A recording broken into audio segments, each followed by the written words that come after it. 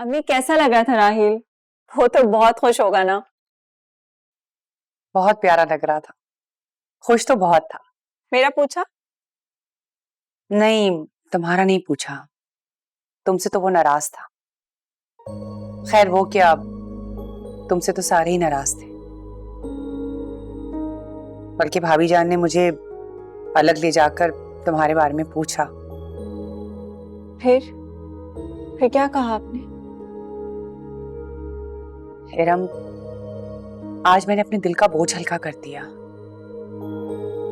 तुम्हें पता है, आज मैंने बहुत हिम्मत करके बोल दिया भाभी जान को कि ये जो कुछ भी हो रहा है, जो भी मसले मसाइल हो रहे हैं, उन सब के पीछे हया का हाथ है। हाँ, मुझे पता है भाभी जान बहुत बहुत परेशान हो गई थी उस वक्त, लेकिन वो इस बारे में सोचेंगी जरूर। अम्मी, ये तो आपने बहुत अच्छा काम किया। रुमानी जान के नोटिस में हया का नाम ले आई। अब उसे टफ टाइम मिलेगा। ये वाकई आज की सबसे अच्छी खबर है। अच्छा बताएं, राहिल को गिफ्ट पसंद आया? गिफ्ट तो उसे मेरे सामने खोले ही नहीं। हाँ, लेकिन उसे वो चॉकलेट्स बहुत पसंद आई। आपने मेरे बगैर एंजॉय कर लिया। सच बताऊं या झूठ? सच। सोच लो, सच जरा कड़वा है। मैं सह लूंगी। इरम, आज मैं बहुत अरसे के बाद खुश भी हूँ और बहुत सुकून में भी हूँ। इरम, ये जो खून के रिश्ते होते हैं ना, इनमें बहुत ताकत होती है, रिश्ते जोड़ने की भी और रिश्ते तोड़ने की भी। तुम्हें पता है, आज आदम भाई ने मुझसे बहुत मोहब्बत से बात की, बहुत इज्जत दी। बहुत खुश हूँ आज। आप खुश हैं तो मैं खुश हूँ।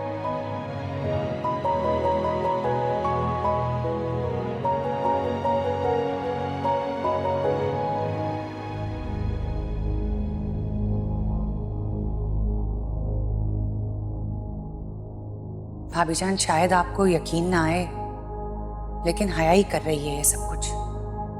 आप गौर कीजिए ना, जब से वो यहाँ आई है, इस घर में तरह तरह की बदमज़गियां हो रही हैं। आप हया को सामने रखकर इन सारी बातों पर गौर कीजिए। मुझे पूरा यकीन है कि कोई ना कोई नतीजा जरूर निकलेगा।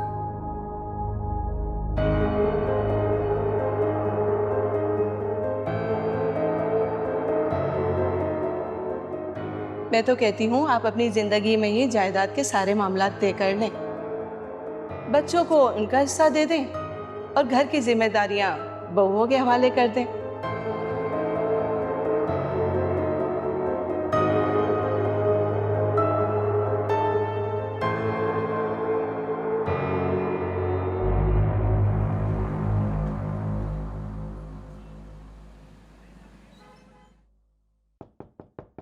आ जाओ। शुक्र है हया बीबी के आप जाग गई। इतने चक्कर लगा चुकी हूँ मैं आपके कमरे के। आप तो सोए जा रही हैं, उठ ही नहीं रही। क्या बात है, बोलो। रात से ये खबर लेके बेचैन फिर रही हूँ मैं। मुझे ठीक से ना नींद भी नहीं आई। शमीम, बता भी दो बात क्या है। मैं रात को ना बड़ी बेगम साहिबा के कमरे में जा रही थी, तो वहां पहले से ही आसिया बीबी बैठी हुई थी। तो ये कि वो कह रही थी कि इस घर में जो भी गड़बड़ हो रही है ना, उसके पीछे हया है।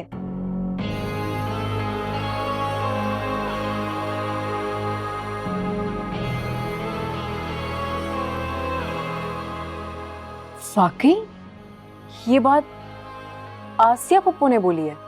जी जी हया बीबी, ये बात आसिया बीबी ने ही बोली है। तुमने ठीक से सुना था कि ये बात उन्होंने ही कही है?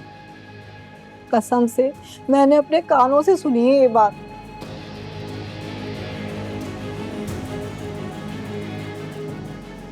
अब तुम अपना मुंह बंद रखना, किसी को मत बोलना ये बात।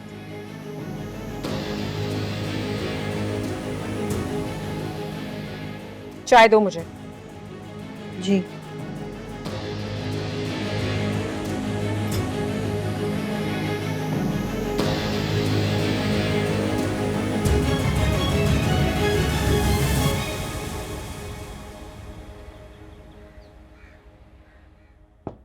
जी आइए। चाचा जान आए, बैठो बैठो बैठो। भाई, क्या कहा हाकिम साहब ने? वो अपने वादे से मुकर गया है और इस प्रोजेक्ट के लिए कोई और जगह भी नहीं है हमारे पास। नहीं तो आपकी तो डील हुई थी ना उसके साथ, वो मुकर कैसे गया है? हमसे अरबों रुपए की डील हुई थी उसके साथ, अब भी मुझे अचानक बता रहे हैं। उसने भी अचानक ही बताया, अचानक मुकरा वो। मैंने और आफाक ने बहुत कोशिश की मगर वो हाथ नहीं आ रहा है। अब क्या सोच रहे हैं? मैं और आफाक जा रहे हैं एक ऑल्टरनेट जगह, एक लैंड देखने के लिए। दाऊद भाई वाली जमीन की बात तो नहीं कर रहे हैं आप? हाँ भाई। अरे नहीं यार, अच्छा वो 4 किलोमीटर अंदर की तरफ जाकर है। मालूम है मुझे, मगर अगर ये जमीन भी हमारे हाथ से निकल गई और भी मुश्किल हो जाएगी।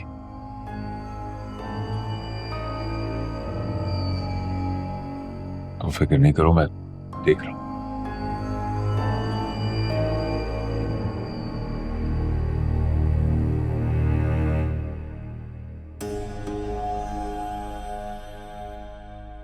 लगता है कि अम्मी जान को इस बात पर गुस्सा नहीं है कि इरम क्यों नहीं आई।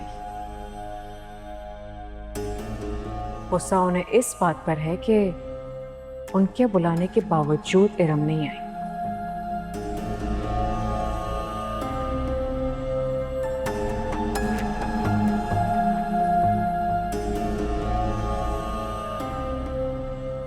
हया, भाभी आए ना, अंदर आए। नहीं नहीं, मुझे तुमसे कुछ बात करनी है। क्या बात है? वो जायदाद वाली बात मेरी अम्मी ने अम्मी जान के कानों में डाल दी है। लेकिन मैंने तो आपको मना किया था ना। हया, मैंने भी मना किया था उन्हें, पता नहीं फिर भी बात कर ली उन्होंने।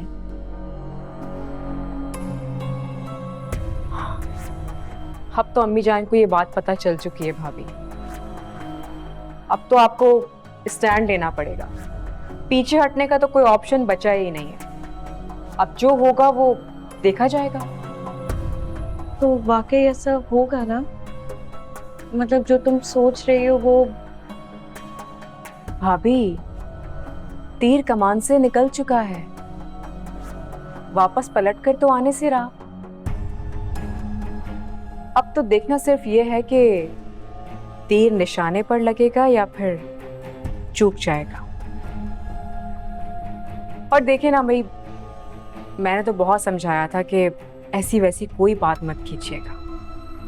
अब जैसे आपकी और आपकी अम्मी की मर्जी मुनासिब समझे, मैं क्या कह सकती हूँ। लेकिन फिक्र नहीं करें आप, मैं आपको हमेशा सपोर्ट करूंगी। थैंक यू है। पता नहीं क्या होगा।